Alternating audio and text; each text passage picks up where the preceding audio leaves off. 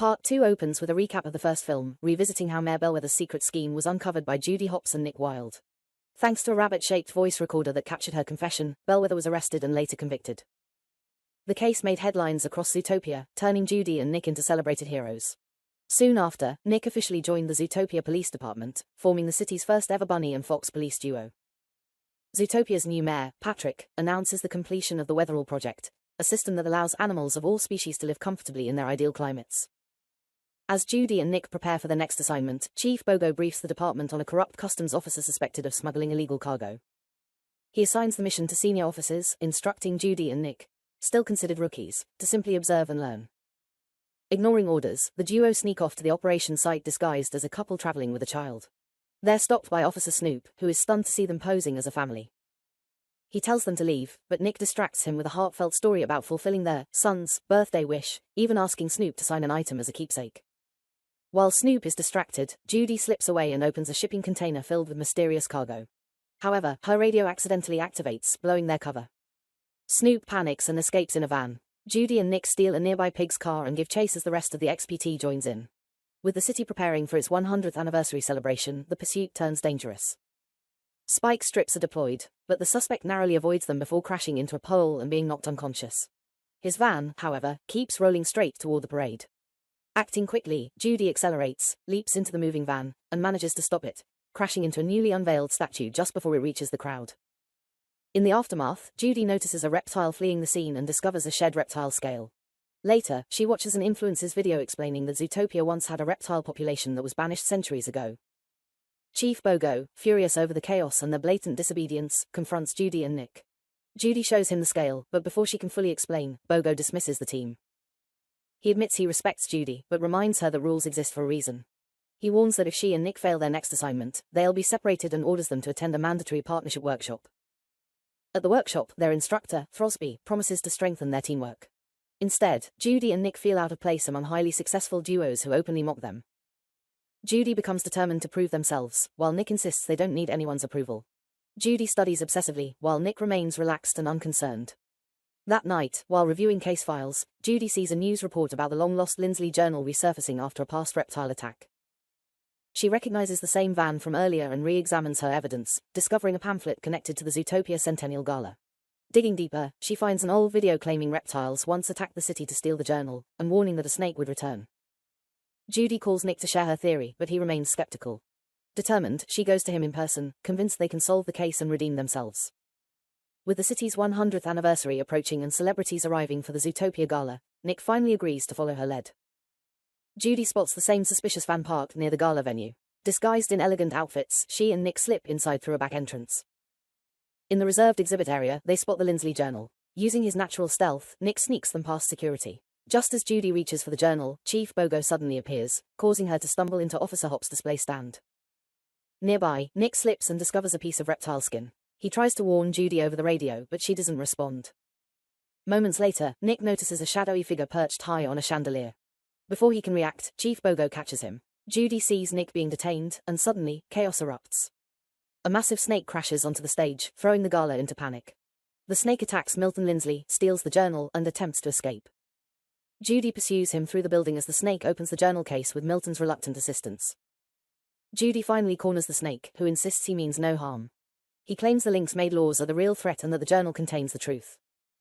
He says he must bring his family back home before Judy can respond, when Nick suddenly knocks the snake unconscious. Lynx security forces arrive and order the officers to kill the snake. Sensing something is wrong, Judy and Nick stand in his defense. The snake regains consciousness and accidentally bites someone just as Chief Bogo and armed officers storm in. Amid the confusion, the snake is thrown from a balcony and abducted by a biker. Judy and Nick are immediately accused of helping him escape. Grabbing the journal, they flee by sliding down an icy display slope and crash straight into Mr. Big's car. Mr. Big captures them as news spreads across the city, branding Judy and Nick as traitors who aided the snake. Chief Bogo, now bitten, is given an antidote. Meanwhile, Milton Lindsley and his siblings pressure the mayor, demanding that Judy, Nick, and the snake be eliminated and that the journal be destroyed. When the mayor hesitates, they threaten his position, forcing the police to hunt all three. Mr. Big takes Judy and Nick to a hidden warehouse, provides them with new identities, and gives them a getaway car. When Judy explains how the Lynx have been lying, Mr. Big warns her to stay away from him, calling them ruthless killers. Refusing to back down, Judy insists on protecting the snake and uncovering the journal's truth. Frou Frou suggests seeking help from Nebel. Nebel arrives and agrees to assist, leading them to Marsh Market, a hidden district where reptiles secretly live after being exiled from Zootopia. She then guides them to a concealed reptile refuge aboard an abandoned ferry. Police begin searching the ship. Nick admits he's uncomfortable around reptiles, and Judy teases him lightheartedly. A secret door opens, revealing a full reptile hideout. Nick immediately panics among the residents. Nebel introduces them to Jesus, the refuge's leader, who jokingly offers them worms and plays pranks to ease the tension. When Jesus examines the journal, he explains that its contents can only be read using reptile heat vision. He reveals that a tourist's death long ago was used as an excuse to ban reptiles, allowing the Lynx leaders to seize their land and expand their power. Now, the reptiles face exile once again before the truth can be exposed. As police breach the ferry, Jesus rushes Judy and Nick through a secret passage, believing they can still save the city. Suddenly, Gary steals the journal and escapes. Judy chases him by boat while Nick follows, with police close behind. The chase ends when all three are swept into industrial pipes, struggling to breathe underwater.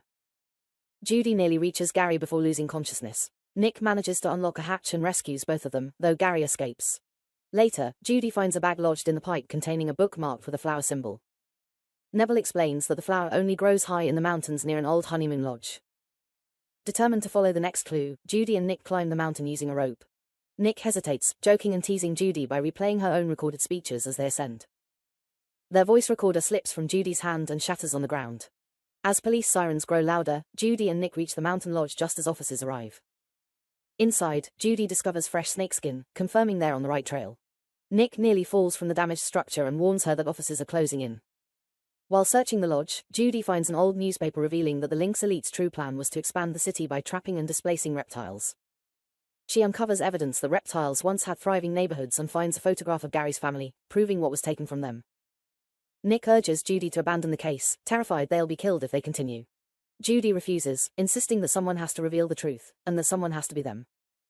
Suddenly, police storm the lodge, tearing the building apart. Nick is captured during the chaos, while Judy is swept away on falling debris. Gary dives in and saves her at the last second. Judy is forced to make an impossible choice: rescue Nick or protect the truth.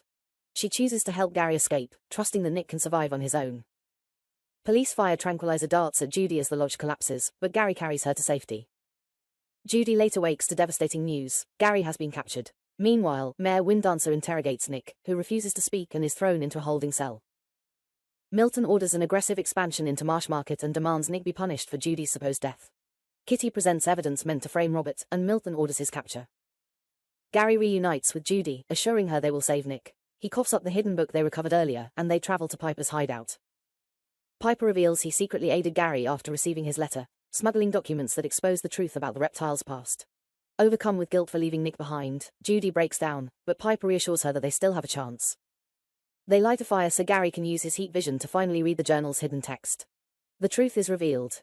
Gary's great-grandmother, Agnes, was the true creator of Zootopia. She partnered with Ebenezer, who stole her work by replacing her name with his in the journal. When Agnes's maid discovered the betrayal, she was murdered, and Agnes was silenced through fear. The Lynx elite then spread lies about reptiles to drive him out, confident the truth would never surface. Unknown to them, the maid had preserved the original patent. Using the journal and an old photograph showing a power tower, Judy realizes restoring power to the abandoned reptile district could expose Agnes's home and the patent's location. Determined, they head toward the weather wall to activate the system and reclaim the truth. Meanwhile, Nick sits in jail, where he meets an old acquaintance who asks what happened to the legendary duo.